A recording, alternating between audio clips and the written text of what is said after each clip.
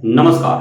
मैं राकेश वर्मा आप सभी का स्वागत करता हूं आपके अपने परिवार एसएन गुरुकुल पर। आज की इस वीडियो में मैं दो महत्वपूर्ण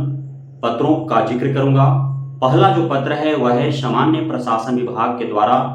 शिक्षा विभाग को लिखी गई और दूसरा है शिक्षा विभाग के द्वारा तमाम जिलों के सभी जिला शिक्षा पदाधिकारियों को लिखा गया है। पहला जो सामान्य प्रशासन विभाग के द्वारा शिक्षा विभाग को पत्र जो लिखा गया है उसमें टीआरई 1 to 3 में महिला आरक्षण को लेकर के खासकर से कक्षा प्रथम से कक्षा 8वीं तक में जो महिलाओं का आरक्षण दिया गया और आरक्षण का प्रावधान 50% था, लेकिन चूंकि क्षैतिज आरक्षण न दे करके और ऊर्ध्वाधर आरक्षण का लाभ महिलाओं को कक्षा प्रथम से 8वीं तक में दी गई, जिस वजह से उन्हें लाभ 75 या उससे अत्यधिक भी मिला। उसे लेकर के पुरुष अभ्यर्थियों में खासी नाराजगी थी। लंबे समय से वे इस बाबत शिक्षा विभाग बिहार सरकार को अवगत करा रहे थे विभिन्न माध्यमों से, और चूंकि उन्हें ही प्रत्यक्ष रूप से नुकसान पहुंचा है, इस वजह से लगातार वे मांग कर रहे थे कि टीआरई 1-2 में भले ही हो गया, लेकिन टीआरई 3 में ऐसा नहीं होना चाहिए। सामान्य प्रशासन विभाग को अभ्यर्थियों के द्वारा मेल के माध्यम से भी इसे अवगत कराया गया और जब सामान्य प्रशासन विभाग को मेल प्राप्त हुए तो उस पर कार्रवाई करते हुए शिक्षा विभाग को सामान्य प्रशासन विभाग की तरफ से पत्र लिखे गए हैं और पत्र में साफ साफ जिक्र किया गया है कि 2016 में जो महिला आरक्षण को लेकर के प्रावधान बनाए गए थे और जो सामान्य प्रशासन विभाग के द्वारा दिशा निर्देश दिए गए थे उसका अनुपालन शिक्षा विभाग के द्वारा नहीं किया गया है, बीपीएससी आयोग के द्वारा नहीं किया गया है। अतः यथोचित कार्रवाई किया जाए, अर्थात जो सामान्य प्रशासन विभाग ने महिला आरक्षण को लेकर के 2016 में दिशा निर्देश जारी किए थे उसी अनुरूप कार्य होना चाहिए, ऐसा सामान्य प्रशासन विभाग के द्वारा कहा गया है। अब इससे यह कयास लगाई जा रही है कि टीआरई 1-2 दोनों रद्द हो जाएंगे। टीआरई 3 में भी जो महिला आरक्षण पूर्व से अर्थात टीआरई 1-2 में जो ऊर्ध्वाधर दिया गया उसे ऊर्ध्वाधर न देकर के टीआरई 3.0 में क्षैतिज दिया जाएगा। लेकिन इससे डरे असहमे जो अभ्यर्थी हैं उन्हें डरे समझने की आवश्यकता नहीं है। टीआरई 1-2 किसी भी परिस्थिति में रद्द नहीं होने जा रहा है। जो हो गया हो गया। हो सकता है कि आगामी शिक्षक भर्ती में सुधार हो और जिस प्रकार से 9वीं से 12वीं में क्षैतिज आरक्षण महिलाओं को प्राप्त है उसी प्रकार से कक्षा प्रथम से 8वीं तक में भी क्षैतिज आरक्षण प्राप्त हो, उन्हें ऊर्ध्वाधर का लाभ न मिल पाए। हालांकि सामान्य प्रशासन विभाग आज जो नींद खुला है उसे ऐसा नहीं था कि उसे पता नहीं था, क्योंकि बड़े बड़े होर्डिंग लगा करके और बिहार सरकार के द्वारा प्रचार और प्रसार किए गए थे कक्षा प्रथम से 8वीं तक में 50% आरक्षण, और आरक्षण का लाभ ऊर्ध्वाधर ही उन्हें प्राप्त हो रहे हैं। 50% आरक्षण के आड़ में 70-80% तक महिलाओं का चयन हो रहा है। यह खेल भली भांति प्रशासन विभाग भी समझ रही थी, लेकिन प्रशासन विभाग तक जब मेल के माध्यम से लिखित शिकायत गई तब उसे नींद खुला और कार्रवाई हेतु शिक्षा विभाग को निर्देशित करती है। अब कार्रवाई क्या होगी यह कह पाना मुश्किल है, इसलिए कि टीआरई 3.0 एवं अन्य जो शिक्षा विभाग से जुड़े हुए भर्तियां हैं प्रधान शिक्षक प्रधानाध्यापक की बीपीएससी आयोग के द्वारा, तो उसमें पुराने आरक्षण नीति का अनुपालन करते हुए परिणाम घोषित करने का दिशा निर्देश प्राप्त होने के बावजूद भी अब तक कोई कार्रवाई नहीं हो पाया है। तो सामान्य प्रशासन विभाग का शिक्षा विभाग या बीपीएससी आयोग सुन कहां रही है। तो इसमें भी मेरा जहां तक अनुमान है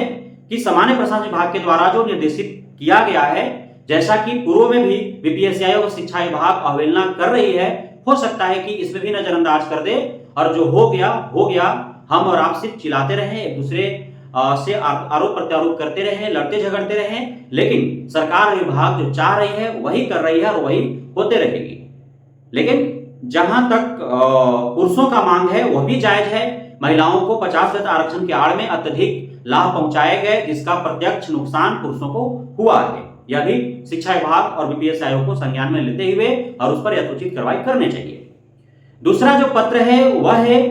शिक्षा विभाग के द्वारा बिहार के सभी 38 जिला के जिला शिक्षा पदाधिकारियों को जारी की गई है।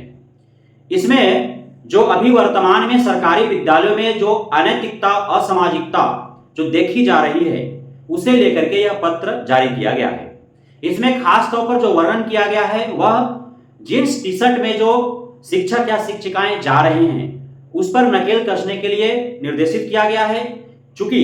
साफ तौर पर कहा गया है कि आप ड्रेस चाहे जैसा भी पहने, कैजुअल नहीं पहन सकते हैं, आप फॉर्मल ड्रेस ही पहने।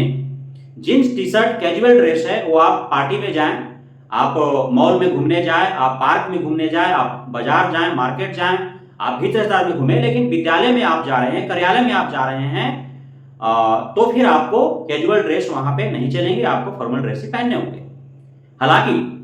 कोई ड्रेस कोड लागू नहीं है, लेकिन एक सीमा तो होता ही, एक मर्यादा तो होता ही है, और उसी सीमा उसी मर्यादा में रहते हुए और खास करके शिक्षक शिक्षिकाओं को कार्य करने होते हैं। तो आप विद्यालय जा रहे हैं तो वहां पे आपको फॉर्मल ड्रेस ही पहनने होंगे, कैजुअल ड्रेस वहां नहीं चलेंगे, सख्त निर्देश दे दिया गया शिक्षा विभाग के द्वारा। साथ ही अभी वर्तमान में सोशल मीडिया का युग है और कोई भी सोशल मीडिया से अपने आप को दूर नहीं रख पा रहा है, चाहे वो जिस भी पद पर हो, IAS IPS, हमारे केंद्रीय रेल मंत्री, तमाम जो है वो सभी यूट्यूब, फेसबुक, इंस्टाग्राम, ट्विटर एवं अन्य सोशल मीडिया हैंडल्स यूज करते ही करते हैं। रेल मंत्री को तो रेल मंत्री तक घोषित कर दिया जा चुका है। तमाम जितने भी राजनीतिक दल हैं, नेताएं हैं, सभी का अपना हैंडल है और सभी उससे आगम कर रहे हैं, आय कर रहे हैं, रील बना करके, वीडियो जारी करके, खुद के द्वारा जो बयानबाजी की जाती है उसका शॉर्ट्स डाल करके और वे व्यू बटोर रहे हैं और उससे वो आय कर रहे हैं। उसी प्रकार से IAS IPS भी है, वे भी रील बना रहे हैं, अपने द्वारा किए गए कार्यों को वे सोशल हैंडल पर अपलोड कर रहे हैं, तमाम प्रकार के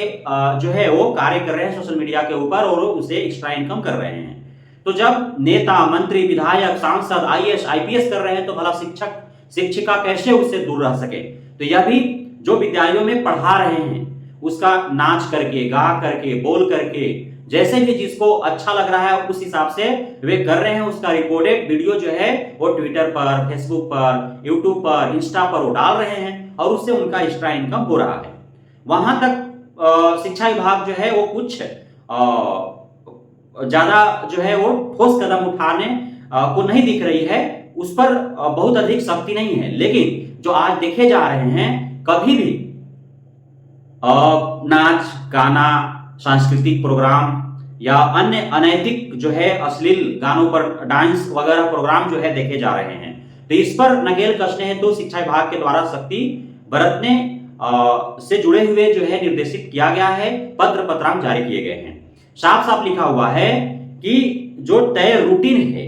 जो कैलेंडर है, और कैलेंडर में जो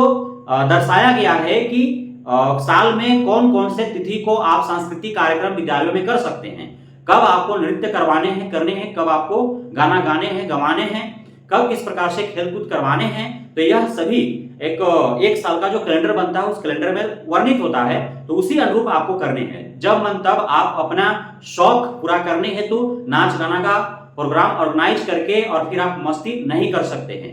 तो इस पर नकेल कसने हेतु भी शिक्षा विभाग के द्वारा निर्देशित किया गया है। तो आप सभी सरकारी विद्यालय में पढ़ाने वाले शिक्षक शिक्षिकाएं